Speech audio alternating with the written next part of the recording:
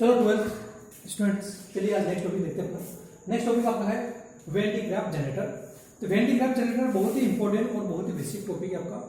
Topic important इसलिए है क्योंकि बोर्ड एग्जामिनेशन में ये क्वेश्चन सभी का फेवरेट बनता है। ठीक है, इंपॉर्टेंट क्यों है वो भी अपन पढ़ेंगे अभी।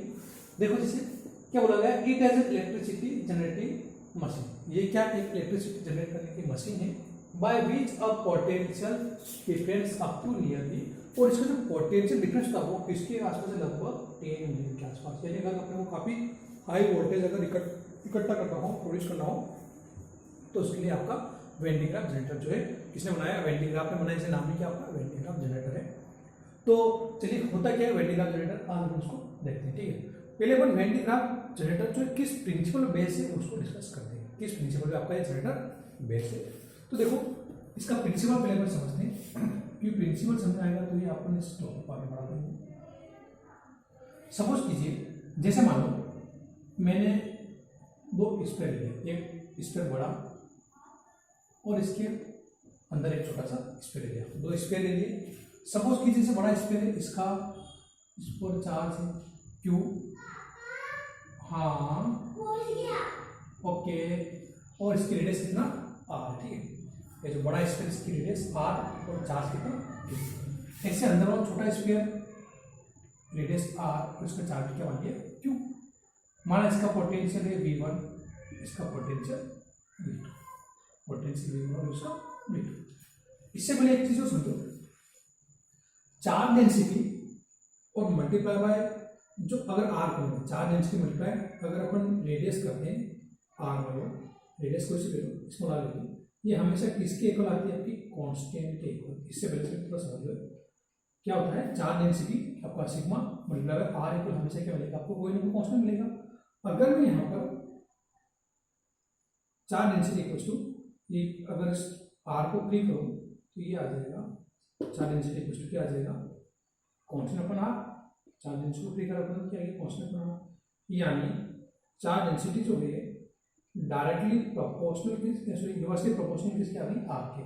आपका जो चार्ज डेंसिटी किसके इनवर्सली प्रोपोर्शनल यहाँ पर रेडियस के। ठीक है, यानी अगर अपन रेडियस बढ़ाएंगे तो उसकी चार्ज डेंसिटी क्या होगी, कम हो जाएगी, या अगर रेडियस कम होगी तो चार्ज डेंसिटी क्या होगी, ज्यादा होगी। ठीक है, यानी यहाँ मैं कहना चाह रहा हूँ कि अगर मान लो दो होलो स्फीयर में तो कोई स्फीयर हो गया अपने पास, इसकी रेडियस मान लो स्मॉल आर, उसकी रेडियस आर, तो आपसे पूछेगी किसकी चार्ज डेंसिटी ज्यादा होगी, तो किसकी चार्ज डेंसिटी ज्यादा होगी, इसकी, या इसके बाद चार्ज क्या होगा, ज्यादा होगा कंपेरिजन टू किसके, इस बड़े वाले स्फीयर के कंपेरिजन। ठीक है, ये इस कॉन्सेप्ट में सोचा आपने।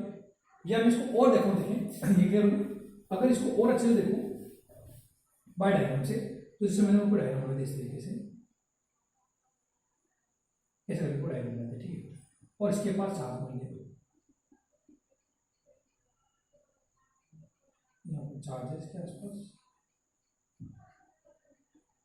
Charge charge charge charge plus plus plus plus सब तरफ इसमें चार्ज हो गया, चारों तरफ चार्ज चार्ज, ठीक चार्ज चार्ज। ठीक, अब जैसे मान लो अगर यहाँ पर मुझे चार्ज डेंसिटी निकालना हो, जैसे इस सरफेस को मैंने थोड़ा सा इस सरफेस को ऐसा बनाऊँ, तो यहाँ पर चार्ज डेंसिटी कितना होगी, इतना हो जाएगी, कितना, ये जो सर्कल हमेशा चार्ज डेंसिटी क्या अपन स्फीयर फॉर्म में निकालते हैं, तो यहाँ पर चार्ज डेंसिटी कितना हो जाएगी, ये इसके आसपास।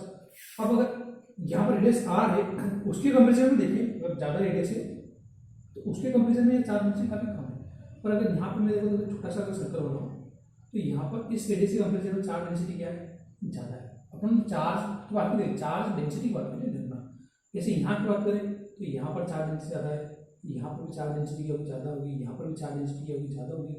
यानी मैं कहना चाह रहा हूँ कि जितना छोटा सर्कल होगा उसकी चार्ज डेंसिटी क्या होगी, उतनी ज़्यादा होगी, जितना कम रेडियस होगी उसकी चार्ज डेंसिटी क्या होती है, उतनी ज़्यादा होती है। ये कॉन्सेप्ट क्लियर हो गया आपको। अब डायग्राम से समझा अपना अभी और डेरिवेशन से देखा भी। तो अब यहाँ पर इसी प्रिंसिपल को वेन डायग्राफ ने आजमाया और उसने वेन डायग्राफ जनरेटर बनाया, जिससे काफी हाई पोटेंशियल करना, लगभग 10 मिलियन 10 मेगावाट 10 मिलियन के आसपास क्या मिलता है आपको पोटेंशियल, इस जनरेटर से, वेन डायग्राफ जनरेटर से मिलता है। अब देखिए कॉन्सेप्ट क्या है, यहाँ पर दोनों स्फीयर आपके पास है।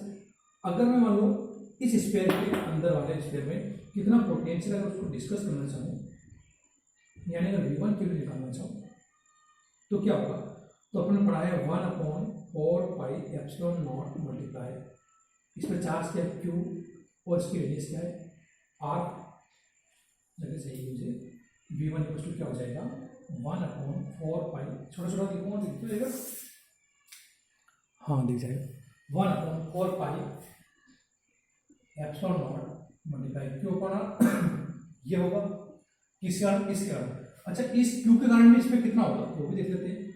Q का कारण कितना रेडियस, तो 1/4πε0 मल्टीप्लाई Q अपॉन R, ये हो जाएगा। ठीक, इस चार्ज के कारण कितना चार्ज डेंसिटी, कितना पोटेंशियल, सॉरी वो निकाला। ये तो हुआ इनर सर्कल के लिए, ठीक है, फॉर इनर स्फीयर के लिए, sorry for inner sphere potential. अगर बात करें आउटर स्फीयर के लिए और आउटर स्फीयर, तो उसके लिए कितना होगा, तो V2 इक्वल 1/4πε0। अब इसके कारण कितना होगा, तो पहले तो देख लेते हैं Q अपॉन R, ये हो जाएगा Q रेडियस R, या वापस यहीं से इसके लिए चार्ज Q, तो 1/4πε0 मल्टीप्लाई Q, रेडियस तो कितना R ही है। ठीक, ये पोटेंशियल हो जाएगा आउटर स्फीयर के लिए, और ये पोटेंशियल हो जाएगा इनर स्फीयर के लिए। ठीक है, अब मैंने बताया अभी आपको कि हमेशा स्मॉल स्फीयर का पोटेंशियल ज्यादा होता है, चार्ज डेंसिटी ज्यादा होती है उसकी, तो इसका पोटेंशियल भी क्या हो ज्यादा होगा, चार्ज डेंसिटी ज्यादा इसकी तो पोटेंशियल इसका ज्यादा होगा। यानी अगर मैं V2 माइनस V1 लूँ, क्योंकि सॉरी V1 माइनस V2 अंदर वाले का चलता है, तो अगर मैं V1 माइनस V2 करता हूँ तो मुझे वैल्यू मिलेगी V1 माइनस V2 की, V1 की वैल्यू कर दूँ यहाँ पर, ये पूरी वैल्यू कितना हो जाएगा 1/4πε0 Q upon R plus 1/4πε0 multiply Q upon R minus ये वैल्यू कर दो 1/4πε0 मल्टीप्लाई Q अपॉन R, यहाँ माइनस है तो उस प्लस भी क्या हो जाएगा माइनस का, माइनस 1/4πε0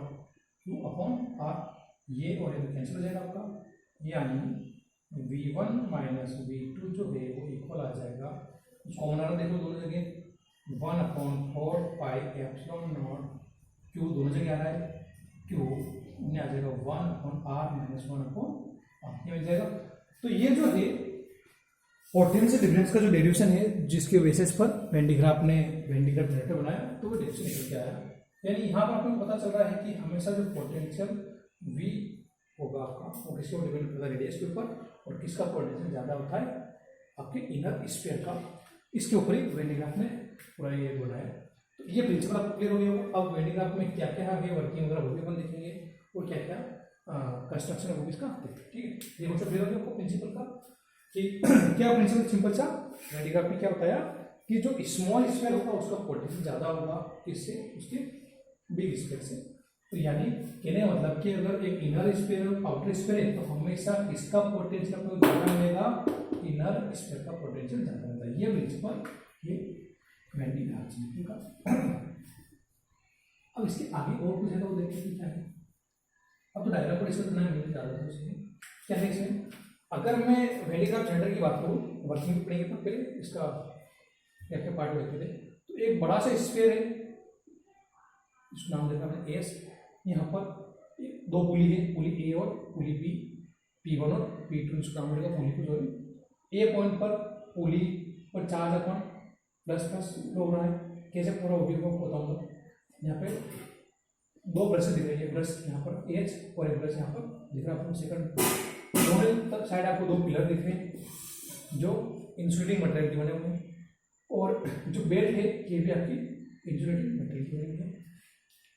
अब हो क्या रहा है यहाँ पर, ये तो हो गया इसका जो पार्ट्स वगैरह हम। अब इसकी वर्किंग समझो, किसे वर्किंग करता है। तो पहले क्या करते हैं अपन, यहाँ पर एक ब्रशेस के थ्रू यहाँ से इसको कुछ वोल्टेज देते हैं, एक मोटर के थ्रू इस पुली को घुमाया जाता है, पुली P1 घूमती है और पुली P2 के साथ रोटेशन करती रहती है, ठीक है। अब होता क्या है यहाँ पर कि इसके बाद चार्ज प्लस ही है, स्टार्टिंग में आपको कुछ चार्ज तो इसका पास होता है स्फीयर का। अब होता क्या है, जब यहाँ से पोटेंशियल दिया जाता है इस ब्रशेस के थ्रू, ठीक है, तो ये जो पोटेंशियल यानी जो चार्ज है इस बेड के थ्रू प्लस में जो पोटेंशियल दिख रहा है आपको, ये पोटेंशियल धीरे धीरे कहाँ जाता जाता आपका यहाँ पर जाएगा इस पुली पर, ठीक, कौन सी पर, ऊपर वाली जो P2 पुली है। अब P2 पुली जो अंदर है इनर है और ये कौन सा स्फीयर आपका बाहर आउटर स्फीयर है। तो अपन ने अभी पढ़ा कि इनर स्फीयर का जो पोटेंशियल होगा वो आउटर स्फीयर से क्या होता है, ज़्यादा होता है। इनर स्फीयर का पोटेंशियल जो है आपका आउटर स्फीयर से क्या होगा, ज़्यादा होगा। तो यहाँ पर पोटेंशियल ज़्यादा होगा, यहाँ पर क्या होगा, कम होगा। अब आपका जो चार्ज का फ्लो हमेशा हायर से का फ्लो होगा लोअर की तरफ, फिर चार्ज जो है हायर से का फ्लो होगा आपका लोअर की तरफ, ठीक है। तो जो पोटेंशियल जो पहले जो था, अब यहाँ से और पोटेंशियल चार्ज ना जा रहा है, इसके बाद जा रहा है, तो धीरे धीरे और ये चार्जेस क्या होता है, बढ़ता जाता है, बढ़ता जाता है। यानी अप्रोक्स अपने को 10 मिलियन के आसपास जो है इस पोटेंशियल की वैल्यू मिलती है। तो इस तरीके से अपन पोटेंशियल को क्या करते हैं, बढ़ाते जाते हैं। क्लियर हो सबको। तो एक और चीज़ यहाँ पर कॉन्सेप्ट आता है कि जो ब्रशेस है इनका शेप कुछ इस तरीके से क्यों बनाया जाता है। मैंने आपको भी बताया कि हमेशा जो शेप है आपका, जब भी आपकी रेडियस कम होगी, रेडियस आपकी क्या होगी, लेस होगी, रेडियस अगर कम हो जाएगी तो चार्ज डेंसिटी क्या हो जाएगी, बढ़ जाएगी। आपका चार्ज डेंसिटी सिग्मा के ऊपर बढ़ जाएगा। तो इनका जो शेप है हमेशा इस तरीके से बनाया जाता है, ताकि जब शेप कम होगा, जैसे एक छोटा सर्कल यहाँ बनता है, एक छोटा सर्कल यहाँ बनता है, जैसे अगर कोई शेप होगा तो उसको अपन सर्कल के अंदर काउंट करते हैं, चार्जेस के अंदर, ठीक है, क्योंकि चार्ज फील्ड के अंदर देखा जाता है, ठीक है। ऐसा नहीं देखा जाता सीधा चार्ज कितना वो देखते हैं, कितना फील्ड में चार्ज है। तो यहाँ पर ये जो ब्रशेस है इनका शेप इस तरीके से छोटा होता है। तो इनकी रेडियस क्या हो जाती है, कम कर देते हैं, और रेडियस कम करने पर चार्ज थोड़ा ज़्यादा जल्दी वो हो जाता है, ठीक है। तो इस प्रकार से आपका जो वॉन डी जनरेटर वर्क करता है। क्लियर हो गया। एक और समझिए क्या होता है। तो स्टार्टिंग हम यहाँ से उस पोटेंशियल दे रहे हैं और आपको पुली को घुमाया जा रहा है। तो यहाँ पर इस बेड के थ्रू जो आपका पोटेंशियल चार्ज है प्लस पॉजिटिव, ये यहाँ पर 7 पुली तक पहुँचता है। अब वापस सेकंड पुली पर चार्ज जो आपका आउटर और इनर की बात करें अपन, तो इनर में जो आपका चार्ज पोटेंशियल ज़्यादा होता है, अभी देखा आपने, क्योंकि रेडियस कम होती है और इसका पोटेंशियल ज़्यादा है और इसका पोटेंशियल यहाँ कम हो जाता है। तो यहाँ से जो पोटेंशियल है इधर से कहाँ पर होगा, आउटर तरफ, क्योंकि हायर से कहाँ जाएगा, लोअर तरफ। तो लोअर पे पहले से सही था और यहाँ से और पोटेंशियल चला गया, तो और पोटेंशियल क्या हो गया, बढ़ जाता है। और कितने आसपास 10 मिलियन के अप्रोक्स अपने को वेन डी ग्राफ से पोटेंशियल मिलता है, ठीक है।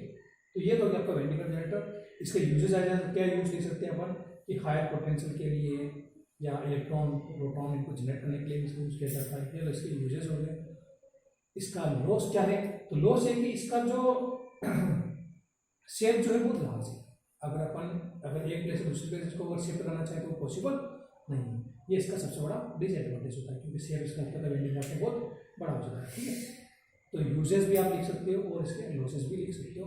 तो वेन डी ग्राफ में होता क्या है वो बताना पड़ेगा आपको, इसका प्रिंसिपल क्या वो लिखिएगा और वर्किंग क्या है वो, वर्किंग से पहले इसका कंस्ट्रक्शन जरूर समझिएगा, वर्किंग समझिएगा।